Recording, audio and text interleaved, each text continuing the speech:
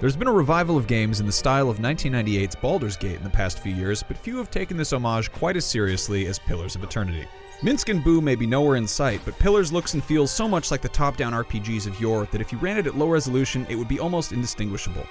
As a result, it doesn't have much by way of flashy graphics, but developer Obsidian has built on the solid foundation to create a memorable experience that in many ways stands toe-to-toe with the big-budget RPGs of today, and in many others surpasses them.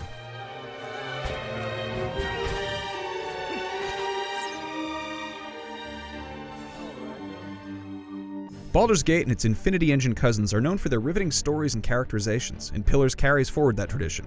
An abundance of fairly rote quests exist in the outside world, yes, but there's a deeper story here about a hero who can look into souls, and that manages to sustain momentum throughout an impressive running time of roughly 80 hours. What's more remarkable, though, is how it tells the story.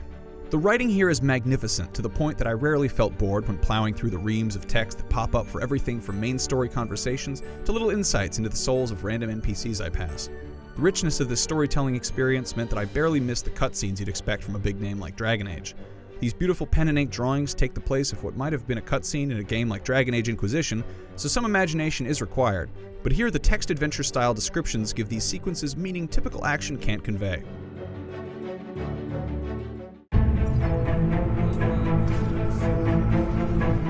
All this would mean little if Pillars of Eternity didn't present the same degree of challenge seen in its forebears, and guess what? It's shockingly tough on normal difficulty. Even on easy, it barely pulls any punches. The focus here is on pausable real-time combat, and believe me, you're probably going to want to use that pause every few seconds. If not, expect to find your party of up to 6 adventurers frequently dead on a dungeon floor.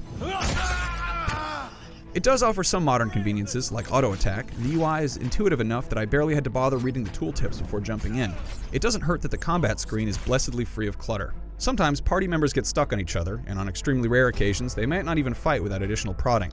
For the vast majority of my time with the game, my combat experiences have felt polished, and it's an outstanding tactical challenge.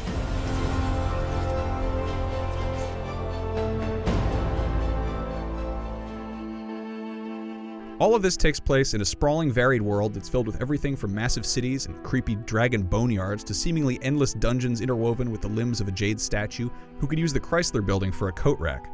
The fantasy races gracefully walk the line between traditional Tolkien style and imaginative new takes, and the classes have novel choices like Chanter and Cypher mixed in with old standbys like Rangers and Wizards. But let's not sugarcoat it.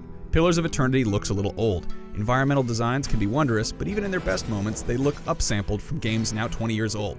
Some of this is no doubt intentional homage, but it's still disappointing compared to the modern takes on old design we saw in the very similar Divinity Original Sin. Elsewhere, promising ideas never really pay off, as in the case of a personal stronghold that's mainly expanded by thoughtlessly throwing money at it.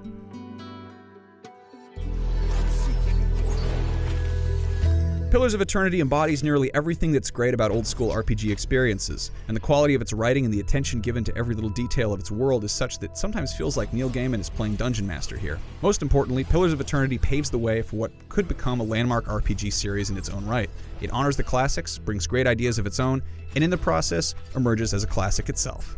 For more on Pillars of Eternity, stick with IGN. Your brother has done his part, and you have seen the power of his contribution. I will accept no further hesitation from the rest of you.